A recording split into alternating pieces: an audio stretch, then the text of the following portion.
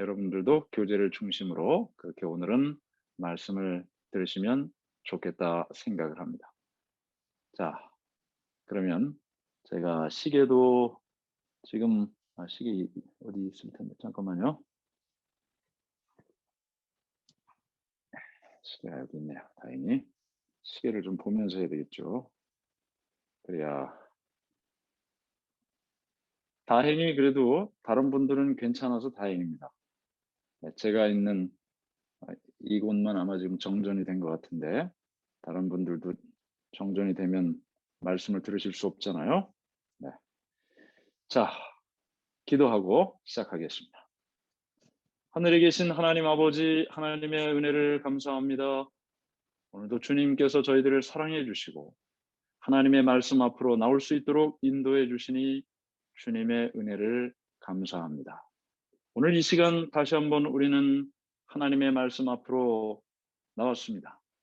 하나님의 말씀이 우리를 어디로 인도하든지 그 말씀을 통해 하나님을 발견하고 하나님을 따라 살아가는 그 삶의 길을 발견하고 그래서 하나님의 백성으로서 부족함이 없는 믿음의 삶이 될 수 있도록 인도해 주시옵소서. 제가 있는 곳이 정전이 되었습니다. 컴퓨터도 켜지지 않고 또 불도 다 나가고 오직 이 전화기를 통해서만 여러분들과 함께 연결되어 있습니다.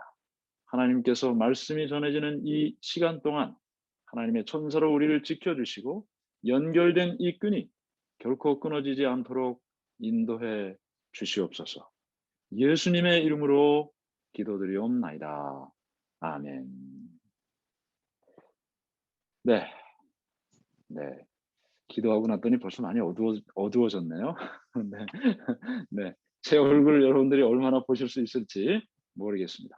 오늘 우리가 함께 배우는 이 말씀은 이 축복의 말씀을 우리가 지금 배우고 있지 않습니까? 이번 과는 24과인데 지난 시간에 이미 말씀드린 것처럼 우리는 오늘 24과를 배우고 그리고 월요일에는 25과를 배우면 이제 이 모든 과정을 교과의 모든 과정을 마치게 됩니다. 자, 이렇게 말씀을 드리면서 넘치는 축복이라는 제목으로 오늘 우리가 함께 살펴보는데 지난 시간 배운 내용을 잠깐 복습을 해야 되겠죠? 지난 시간 우리는 선지자, 예언의 은사라는 제목으로 함께 말씀을 나눴습니다. 하나님께서 하나님의 뜻을 각 시대마다 선지자들을 통해서 하나님의 백성들에게 전달해 주셨다고 했습니다. 그러니까 어느 시대건 선지자 없었던 시대는 없었다. 왜냐하면 하나님의 뜻이 사람에게 전달되어야 하니까 말이죠. 그래서 각 시대마다 구약 시대 때도 신약 시대 때도 그리고 우리가 살아가는 이 시대도 하나님께서 선지자를 예언하셨다. 선지자가 있을 것을 말씀하셨습니다. 그래서 우리는 지난 시간에 선지자에 대한 여러 말씀을 살펴봤어요. 여자도 선지자가 있었고 또 성경을 기록하지 않은 선지자도 있었고 그래서 각 시대마다 하나님의 백성들에게 하나님의 뜻을 전하고 경고하고 위기를 준비하게 하고 그리고 하나님의 말씀으로 바로 서게 하고 때로는 힘들고 연약한 성도들에게 용기와 위로를 주는 그와 같은 일들을 이 선지자들이 했다고 했습니다. 특별히 우리는 지난 시간에 우리가 살아가는 이 시대에 과연 선지자가 있었을까? 마지막 시대라고 이야기하는 이 시대에 과연 하나님의 선지자가 있는가라는 질문을 우리에게 던졌는데요. 성경은 분명히 있다고 기록하고 있습니다. 용이 여자의 남은 자손 곧 하나님의 계명을 지키며 예수의 증거를 가진 자들로 더불어 싸우려고 바다 모래 위에 섰더라. 마지막 용이 싸우는 상대가 누구죠? 여자의 남은 자손이라고 했습니다. 그 여자의 남은 자손이 어떤 특징을 가지고 있다고 그랬습니까? 첫 번째는 하나님의 계명을 지킨다고 했습니다. 두 번째는 예수의 증거를 가졌다고 했습니다. 이것이 특징인데 요한계시록 19장 11절에 보면 예수의 증거는 대언의 영이다. 예언의 영이다. 다시 말하면 예수의 증거를 가지고 있다고 했는데 그 예수의 증거가 예언의 영을 가지고 있다고 그랬어요. 그러니까 여자의 남은 자손은 하나님의 계명을 지키고 예언의 영을 가지고 있다. 이것이 그 남은 자손, 여자의 남은 자손의 특징이다라는 사실을 우리가 배웠습니다. 예언의 영, 예언의 은사에 대해서 우리가 배웠어요. 어떤 사람은 부엌에서 일을 잘하고 어떤 사람은 앞에서 활짝 웃고 사람마다 성령을 통해 은사를 다 각기 받았는데 다르다고 했습니다. 다르다고 했습니다. 그 은사 가운데 예언의 영을 통해 예언의 은사를 받은 사람 선지자라고 했는데 우리가 그 이야기를 살펴보면서 엘렌 지 화이트라는 한 미국의 여성이 지난 1800년부터 1900년대 초반까지 하나님의 말씀을 사람들에게 많이 소개하고 또 그 당시 과학으로는 설명할 수 없는 건강에 관한 다양한 내용들을 이야기하면서 그것이 책으로 발간이 됐고 많은 사람들에게 전해졌고 오늘날 그와 같은 말씀을 따라 살아가는 많은 사람들 가운데 제7일 안식일 예수 재림교인들이 어떻게 해요? 일반 미국인보다 7년 평균 수명 7년 더 오래 산다. 건강하게 라는 사실을 우리가 지난 시간에 살펴보면서 이 시대의 마지막에도 하나님께서 하나님의 기별을 선지자를 통해 백성들에게 전하는 일이 있다라는 사실을 살펴보았습니다. 네, 다소 좀 어려운 부분이었다는 사실을 제가 지난 시간에도 말씀을 드렸는데요. 기회가 되면 또 사실 조금 더 내용이 많이 있는데 또 기회가 되면 그 말씀도 나눌 수 있는 기회가 있겠습니다. 오늘은 넘치는 축복이라는 제목으로 우리가 함께 말씀을 나누도록 하겠습니다. 넘치는 축복. 사실은 저는 책에다가 답을 달질 않아요. 책에다가 답을 달질 않고 파워포인트 자료를 다 준비해서 여러분들이 보시면 제가 제 머리 위에다가 이렇게 여러분 교재에 있는 질문을 딱 잘라가지고 거기서 여러분들이 보실 수 있도록 했잖아요. 그리고 답은 빨간색으로 제가 탁 달아놓고 그렇게 다 준비했거든요. 아까. 그런데 10분 전에 7시 20분에 불이 탁 나가버렸어요. 참 어떻게 해야 될까요? 불이 이렇게 탁 나가버리면. 바깥에 나가서 제가 전기 있는 스위치 있는 데를 가봤더니 정지.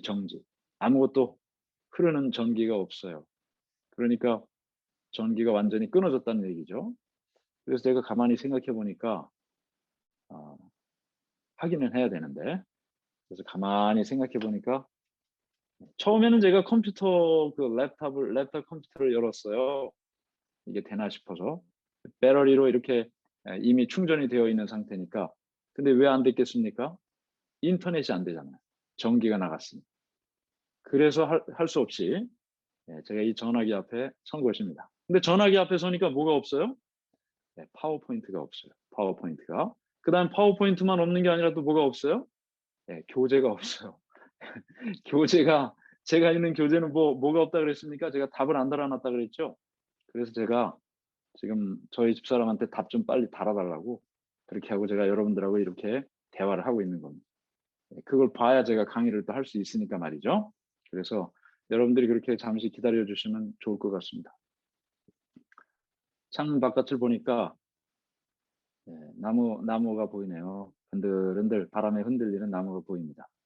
여러분들은 불이 안 나갔으니까 다 이 모니터 앞에서 또 전화기 앞에서 잘 이 시간을 보내고 계시리라 생각이 되는데 저는 이렇게 이 말씀을 전하고 이렇게 활동을 하다 보면 예상치 않은 일들이 참 많이 일어납니다. 예상치 않은 일들. 뭐 지금도 예상치 못한 일이죠.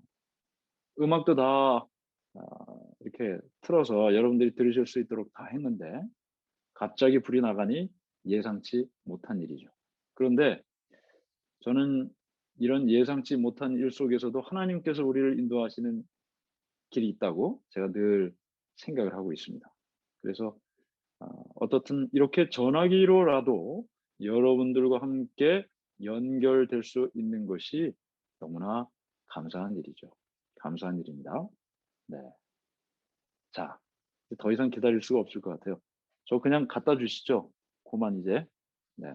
더 이렇게 기다렸다가는 시간이 다 갈 것 같으니까. 네. 그냥 교재를 갖다 주세요. 네.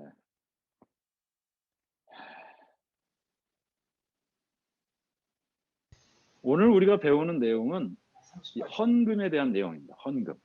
여러분들은 헌금을 어떻게 생각하시나요? 마르틴 루터가 무슨 이야기를 했냐면, 종교개혁자 마르틴 루터가 말이죠. 무슨 이야기를 했냐면, 지갑이 거듭나야 진짜 거듭난 것이다. 그런 이야기를 했습니다. 네. 우리 팀장님들은 지금 뮤트 안 되신 분들 잘 찾아서 뮤트해 주시고요. 지갑이 거듭나야 진짜 거듭난 것이다. 그런 이야기를 했어요. 왜 그런 이야기를 했을까요? 사람이 믿음 갖고 신앙생활 하다가도 정작 돈에 관련된 일이 딱 닥치면 조금 주춤하는 경향이 있기 때문입니다. 그래서 오늘 우리가 우리 신앙생활에서 이 헌금, 특별히 11조에 대하여 어떻게 생각해야 되는지를 함께 살펴보도록 하겠습니다. 자, 첫 번째 질문은요. 우리의 소유물은 누구에게 속한 것인가? 시편 24편 1절. 땅과 거기에 충만한 것과 세계와 그 가운데 사는 자들은 다 여호와의 것이로다.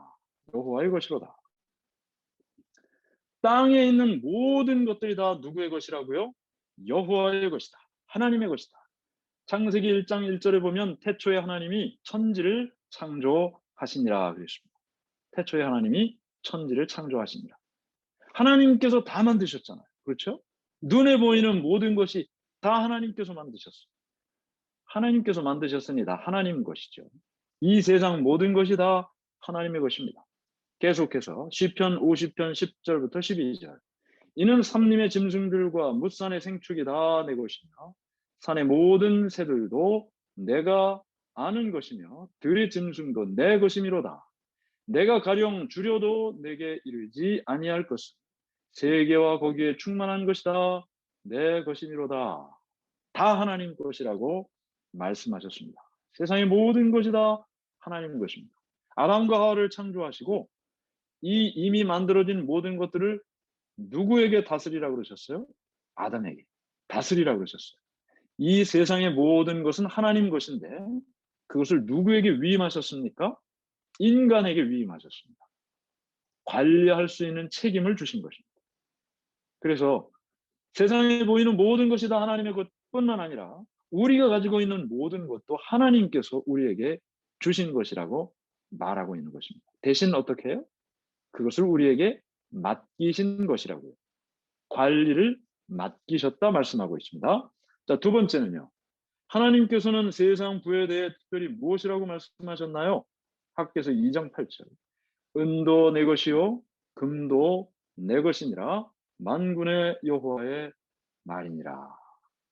저는 이 말씀을 읽으면서 참 그런 생각 많이 했었습니다. 은도 내 것이고 금도 내 것이고 세상 모든 것이 다 하나님의 것인데 왜 교회는 항상 재정이 부족할까요? 왜 그럴까요? 저는 목회하면서 그런 생각 참 많이 했어요. 큰 교회라고 해서 교인 수가 많다고 해서 재정이 넉넉하거나 그렇지 않습니다. 교회는 항상 재정이 부족합니다. 아니 은도 내 것이고 금도 내 것이고 세상 모든 것이 다 하나님의 것이라고 말씀하셨는데 왜 이렇게 교회는 재정적으로 어려울까? 그런 생각을 제가 참 많이 했었습니다. 자, 그런데 세 번째 여기 질문에 보면요. 우리 모든 재정적인 축복은 어디에서 오는 것인가요? 신명기 8장 18절. 내 하나님 여호와를 기억하라. 그가 내게 재물 얻을 능력을 주셨습니다. 하나님을 기억하라고 했습니다.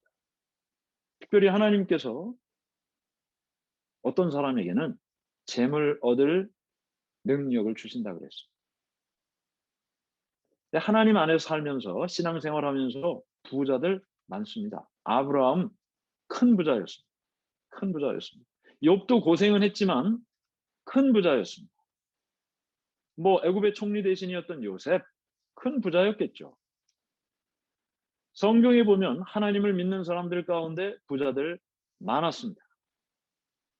하나님께서 그런 사람들에게 재물 얻을 그와 같은 능력을 주셨다고 말하고 있습니다. 특별히 여기 야고보서 우리 교재에도 설명하고 있지만 야고보서 1장 17절에 보면 온갖 좋은 은사와 온전한 선물이 다 위로부터 빛들의 아버지께로부터 내려오나니 그는 변함도 없으시고 회전하는 그림자도 없으시니라. 자, 모든 좋은 것들이 다 어디로부터 온다고 했죠? 위에서부터 내려온다. 위에서부터 내려온다. 하나님께로부터 온다는 것입니다.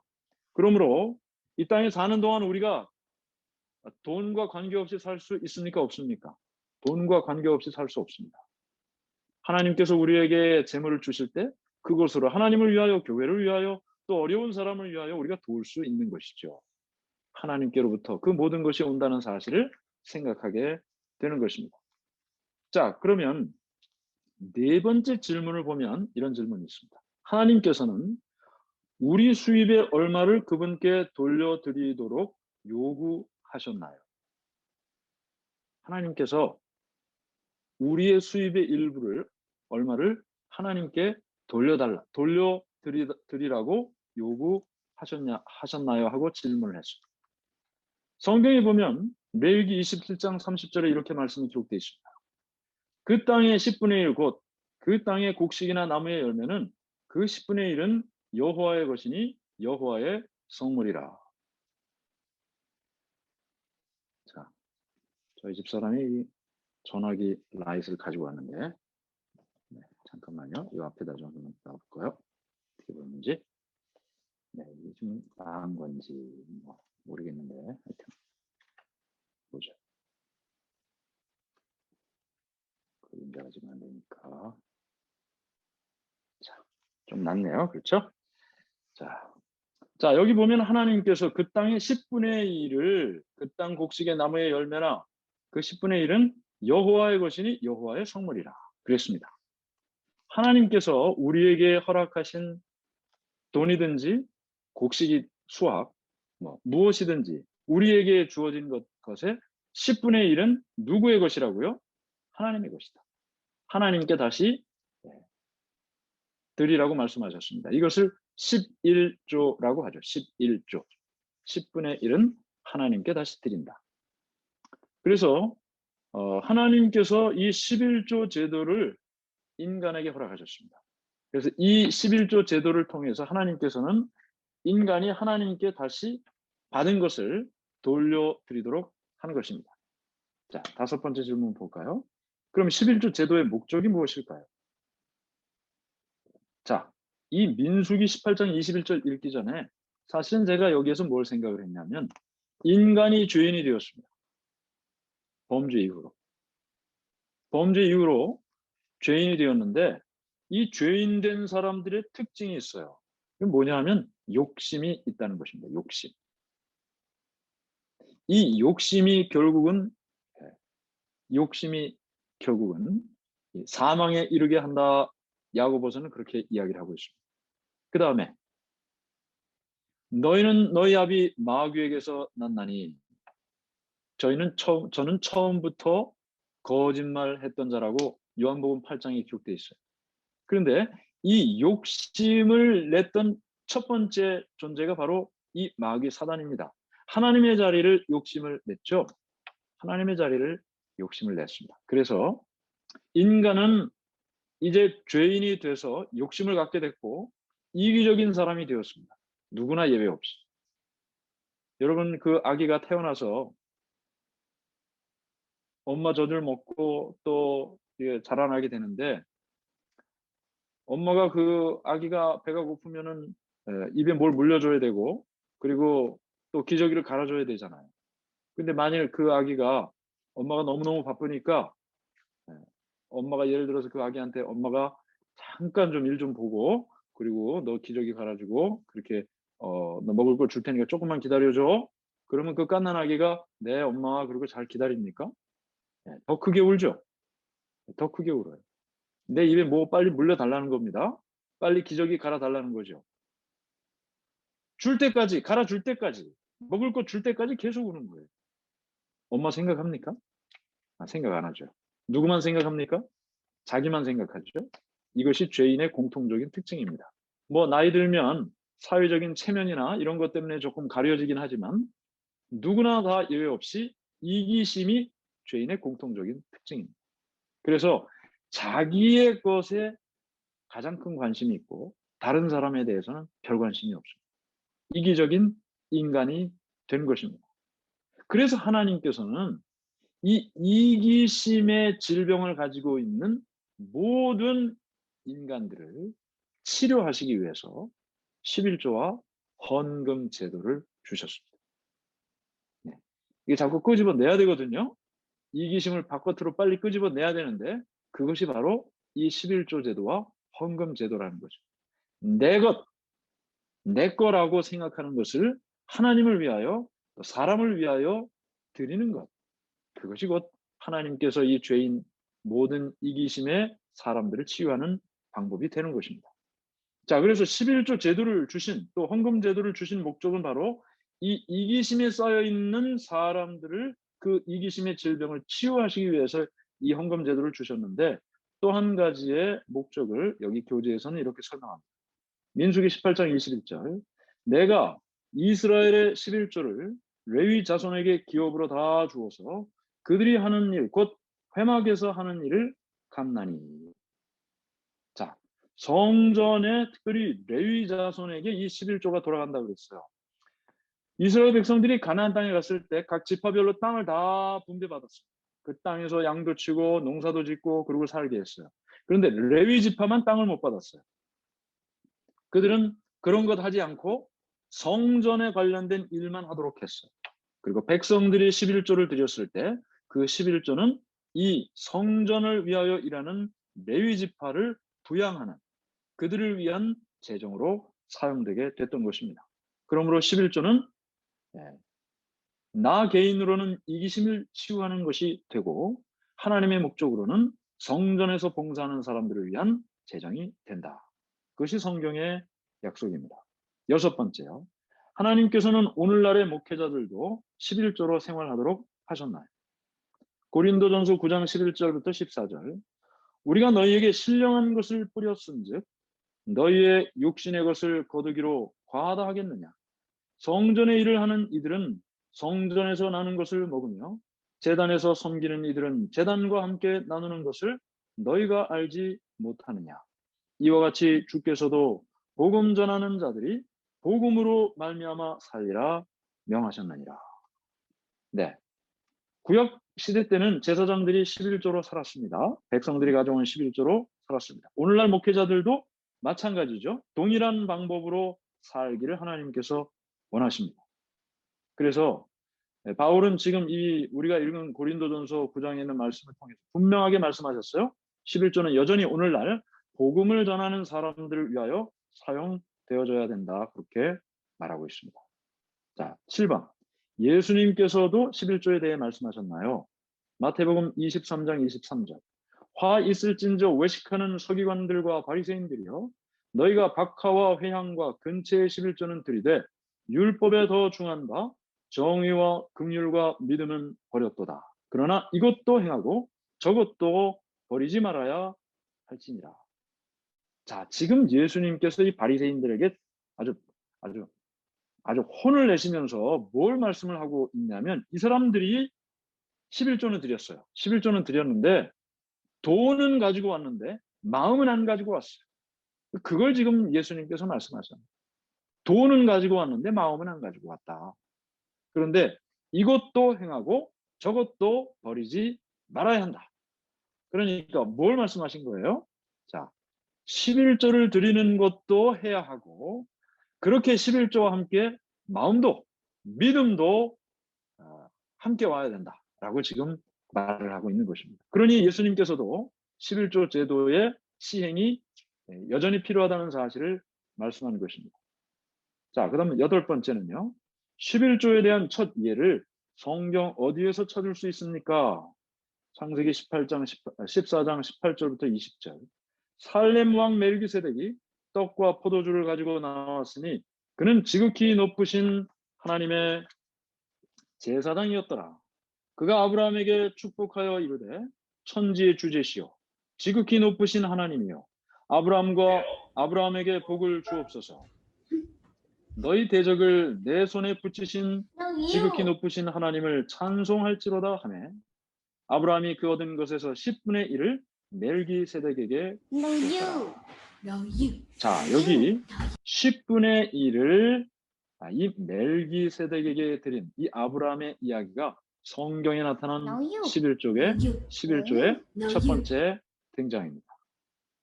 그래서 성경은 유대인에게만 이 11조를 주어진 것이 아니고, 유대인에게만 주어진 것이 아니고 모든 사람들에게, 하나님의 백성들에게 이 11조가 주어졌다는 사실을 이야기하고 있는 것입니다. 그래서 멜기세덱은 제사장이거든요. 이 멜기세덱에게 11조로 아브라함이 11조를 통해서 멜기세덱의 사역을 후원한 것처럼 예수님의 사역을 하는 성직 활동 또한 11조로 지원되어야 하는 것이다 하고 교재는 우리에게 설명을 하고 있습니다. 자, 9번째는요. 어떤 목적으로 11조가 사용되어야 하나요? 말라기 3장 10절. 너희의 온전한 11조를 창고에 들여 나의 집에 양식이 있게 하고. 자, 하나님께서는 이 11조를 하나님의 창고에 하나님의 창고에 다 모으라고 말씀을 하셨습니다. 그래서 교회에서 하나님께 11조로 드려지고 그것이 성직 하나님의 말씀대로 하나님의 말씀을 전하는 사람들을 위하여 사용되어진다라는 것이 성경의 말씀인 것입니다. 자, 그러면 11조는 정해져 있는 겁니다. 일단 액수가 정해져 있어요. 10분의 1이니까. 자, 100불이 수입이 있으면 11조가 얼마인가요? 10불. 1000불이 수입이 있으면 11조 얼마입니까? 100불. 10,000불이 수입이면 11조는 얼마입니까? 1000불. 정해져 있어요. 그렇죠?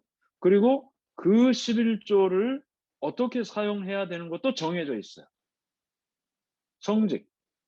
하나님의 교회를 위하여, 하나님을 위하여 전적으로 다른 생업에, 다른 직업을 가지지 않고 전적으로 일을 하는 사람들을 위해서 사용되도록 정해져 있습니다. 그런데 이런 11조 말고, 정해져 있는 11조 말고 교회는 자유헌금 제도라는 것이 있습니다. 이것은 정해져 있지 않습니다. 예를 들면 선교헌금 100불을 드리든 500불을 드리든 내 마음에 원하는 대로 드리는 것입니다. 그렇죠? 구제헌금, 불쌍한 사람 돕는 것 역시 마찬가지입니다. 정해져 있지 않습니다. 그러므로 이 11조를 제외한 다른 일반 자유헌금은 모두가 다 정해져 있지 않습니다. 자원하는 마음으로 드리는 것입니다. 그러나 11조는 자원하는 마음으로 드릴 뿐만 아니라 정해져 있습니다. 10분의 1이라고요. 자, 그러면 여기 10번 질문에 보면 무슨 질문이 있냐면 우리가 원하는 목적을 위해 11조를 드려도 되나요? 아, 목사님 저 방글라데시에 또 에티오피아에 저 케냐에 어디 선교지에 제 11조를 보내도 됩니까? 죄송하지만 성경은 그렇게 설명을 하고 있지를 않습니다. 말씀드린 것처럼 11조는 정해진 금액, 정해진 목적을 위하여 사용한다고 했죠. 구제헌금 또는 선교헌금은 그 외에 자유헌금을 통해서 드려지는 것이지 내 11조를 그와 같은 자유헌금의 목적을 위해서 사용되는 것이 아니라는 것입니다. 성경이 그렇게 이야기를 하고 있습니다. 자, 여기 10번 있는 레위기 27장 30절을 제가 읽어봅니다. 네, 죽으세요. 네. 자, 제가 읽어드리겠어요. 그 땅의 10분의 1, 곧 그 땅의 곡식이나 나무의 열매는 그 10분의 1은 여호와의 것이니 여호와의 성물이라. 누구의 것이라 그랬죠? 여호와의 것이다. 여호와의 것이다. 아주 너무나 분명히 말씀을 하셨습니다. 사실 우리가 이렇게 10분의 1을 하나님께 드리는 것은 10분의 1만 하나님 거라고 인정하는 것이 아닙니다. 내가 받은 것이 10인데 그 10이 다 하나님 거예요. 다 하나님께서 내게 맡겨주신 거예요. 그런데 하나님께서 그 10을 다 나한테 가져오라고 하지 않으시고 10분의 1만 가져와라. 네가 10분의 1만 가져와도 그것이 네가 다 내 것이라고 인정하는 줄 내가 안다 하고 10분의 1만 가져오라고 하신 것입니다. 그러므로 우리가 10분의 1을 하나님께 드리는 이 11조는 내가 받은 모든 것이 다 하나님의 것입니다 라는 사실을 인정하는 것이 된다는 거죠. 자, 11번째. 11조를 다른 목적을 위해 사용할 수 없다면 다른 필요한 사업들을 위해서 어떻게 후원하나요? 자유헌금제도 제가 말씀드렸죠. 말라기 3장 8절. 사람이 어찌 하나님의 것을 도둑질하겠느냐? 그러나 너희는 나의 것을 도둑질하고도 말하기를 우리가 어떻게 주의 것을 도둑질하였나이까 하는도다. 이는 곧 11조와 헌물이라. 개역 성경에는 헌물, 개정개역 성경에는 봉헌물이라고 기록되어 있습니다. 이 봉헌물 또는 헌물, 영어 성경에는 tithe and offering이라고 되어 있어요. tithe는 11조고 offering은 자유헌금입니다. 우리가 드리는 여러 목적의 자유헌금들. 그러므로 복음 사역을 위해서 구제, 선교, 또 우리 뭐 밥도 먹잖아요. 전기 지금 꺼졌지만 전기도 쓰잖아요. 이 모든 복음을 위해서 사용되어지는 모든 경비 어떻게 해요? 네, 자유헌금 제도를 통해서 유지가 되고 사업을 하게 되는 것입니다. 12번. 하나님께 11조를 충실히 바치는 것은 얼마나 중요합니까? 말라기 3장 8절 9절. 사람이 어찌 하나님의 것을 도적질하겠느냐? 그러나 너희는 나의 것을 도적질하고도 말하기를 우리가 어떻게 주의 것을 도둑질하였나이까 하는도다. 이는 곧 11조와 봉헌물이라. 너희 곧 온 나라가 나의 것을 도둑질하였으므로 너희가 저주를 받았느냐. 네, 이거 좀 아주 강력한 말씀이죠. 하나님께서는 자유헌금에 대해서는 이런 표현이 없습니다. 자유헌금에 대해서는 이런 표현이 없어요. 근데 우리의 마음에 10불이면 10불, 원하는 대로, 자원하는 대로. 그러나 11조는 그렇지 않아요. 정확한 금액이 정해져 있어요. 그래서 하나님께서 이것은 내 거라고 분명히 말씀하셨어요. 그것을 하나님께 드리지 않는 것은 하나님의 것을 도둑질하는 것이라고까지 말씀하셨어요. 왜 이렇게 말씀하셨을까요? 여러분 생각해 보세요. 겁 주시려고 이렇게 말씀하셨을까요? 저는 하나님을 그렇게 생각하지 않습니다. 여러분들은 어떻게 생각이 드십니까? 이 말씀 보실 때. 11조를 안 드리는 것은 하나님의 것을 도둑질하는 것이다. 이렇게 말씀하시는 하나님의 목적이 무엇일까요? 하나님께서 성경에 복을 주겠다고 말씀하신 아주 명백한 두 가지가 있는데 첫 번째는 안식일입니다. 안식일을 기억하여 거룩히 지키라. 거룩한 날이고 복을 주신다 그랬어요. 안식일을 통해서 축복을 우리에게 주신다고 말씀하셨어요. 두 번째로 축복의 약속을 하신 것이 바로 이 11조입니다. 하나님께서 하나님 백성 축복하시기를 원하시는데 길을 만들어 놓으셨어요. 그 길을 걷는 자들에게 축복의 단비를 아주 흠뻑 주시겠다고 말씀하셨는데 바로 11조 생활을 11조의 이 신앙생활을 하는 자들에게 이 축복을 주신다고 약속하셨어요. 근데 하나님께서는 지금 그 10분의 1을 받는 게 목적이 아니고 우리를 축복하시는 게 목적이에요. 은도 내 것이고 금도 내 것이라고 하나님께서 말씀하셨는데 내 수입의 10분의 1 없어서 지금 하나님께서 하나님의 일을 못 하시겠습니까? 아니죠. 돈이 없어서 지금 하나님께 돈을 드리라고 하는 일이 아니잖아요. 우리를 축복하시기 위해서 하나님께서 만드신 제도고 그 축복을 받도록 하기 위해서 어떻게 해요? 여러분, 여러분의 자녀들을 어떻게 교육하세요? 어떤 때는 좀 심하게 나무라야죠. 왜요? 바르게 살아야 되니까.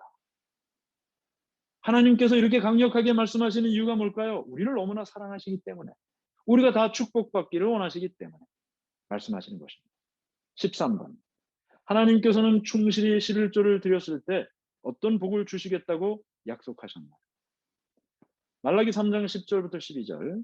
만군의 여호와가 이르노라. 너희의 온전한 11조를 창고에 들여 나의 집에 양식이 있게 하고 그곳으로 나를 시험하여 내가 하늘 문을 열고 너희에게 복을 쌓을 곳이 없도록 붙지 아니하나 보라. 만군의 여호와가 이르노라. 내가 너희를 위하여 메뚜기를 금하여 너희 토지 소산을 먹어 없애지 못하게 하며 너희 밭에 포도나무 열매가 기한 전에 떨어지지 않게 하리니 너희 땅이 아름다워짐으로 모든 이방인들이 너희를 복되다 하리라. 만군의 여호와의 말이니라. 자, 여기 하나님께서 말씀하셨습니다. 어떻게 말씀하셨나요?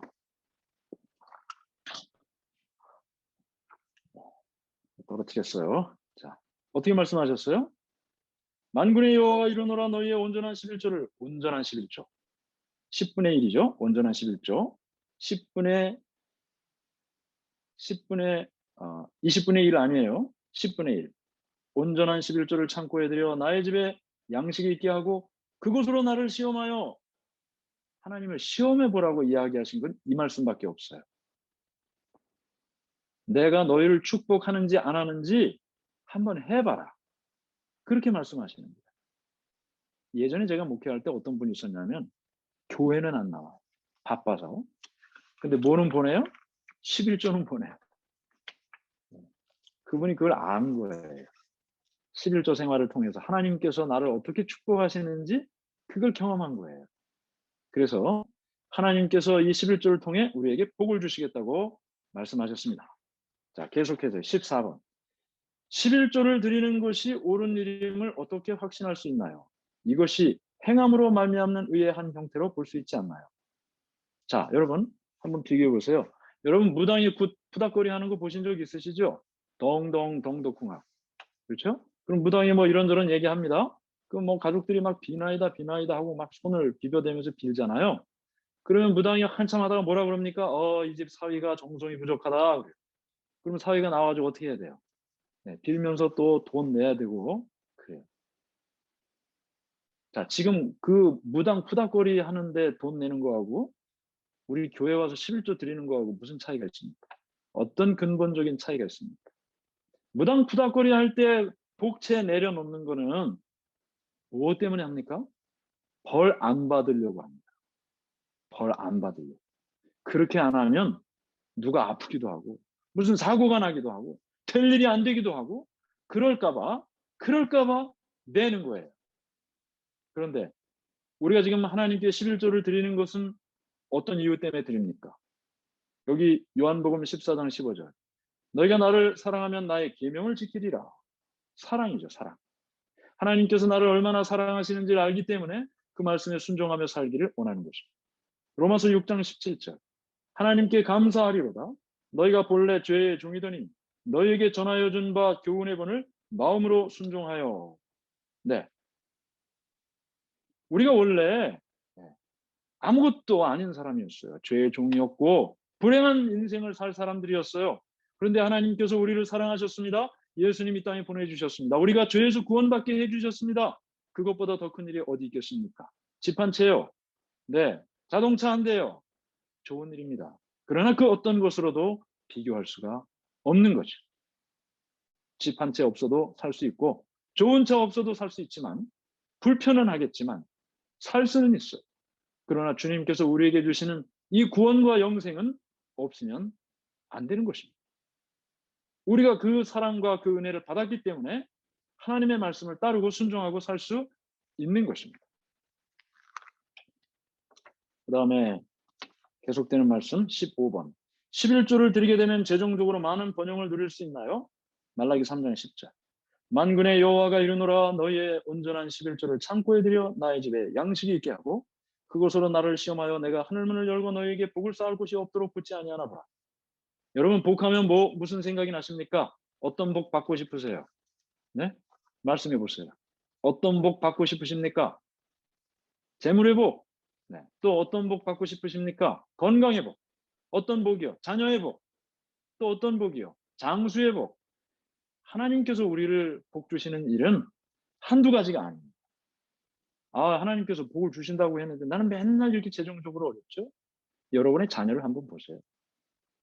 하나님께서 복을 주신다 그랬는데 왜 우리 자녀들 이렇게 고생하죠? 여러분의 건강을 보세요.